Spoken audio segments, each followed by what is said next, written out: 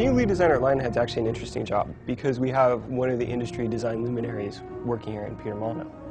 So I work very closely with Peter to define the game vision, and then I work specifically day to day on the team trying to bring those pillars and that vision to reality. And along the way I work pretty much several times a week with Peter reviewing the game, talking about the game, and trying to execute on both what we want to do and what he is encouraging us to do. You're still going to be a hero. You're still going to have swords, you're still going to have guns, you're still going to have magic. But this time you're going to be leading a country as well as that. We're not going to make it easy for you though. There are going to be challenges in your rule. Like many of us have seen, the leaders that we elect in today's world often age badly in the first couple of weeks when they realise the enormity of the problem that they're taking on.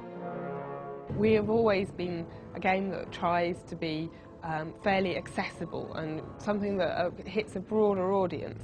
So with Fable 3, what we're doing is keeping that foremost when we're thinking about building it.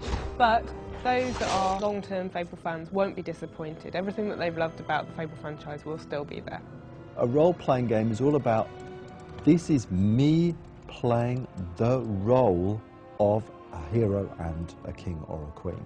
It's really about not getting rid of every element of an RPG, but certainly making it something that people who aren't interested in that side of things will still enjoy.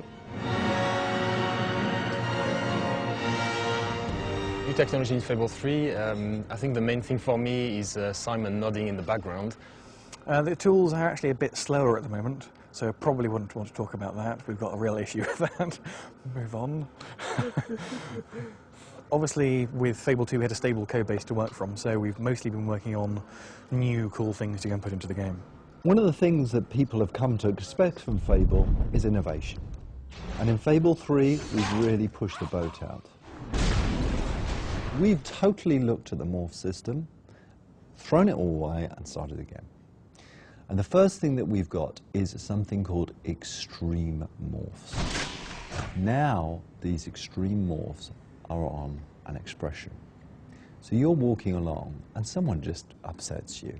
You can press this expression and out of your back appears these huge angel wings. A shaft of light comes down and shines on you.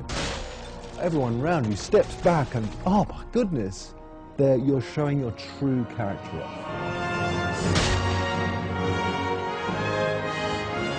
Aggressive, mild, stern. We've got hot syncing in the tools now, so all the artists can edit a texture and pop it into the game immediately just by hitting a button, and it never fails, obviously. Can I redo that bit? Never works. Never works. That's a Freudian slip. There's another thing which I think we could use for morphing, which is really interesting, which I've never seen before. And that is the weapon that you use. Why not have weapons change as you use them, that adapt themselves visually to your combat style and to your alignment? So imagine, how do you make the evil sword of ages? You make it by using it in an evil way. And as you use it, as you kill innocent victims, so you will see it glow and drip with blood all the time. I want everybody in the world to have unique weapons.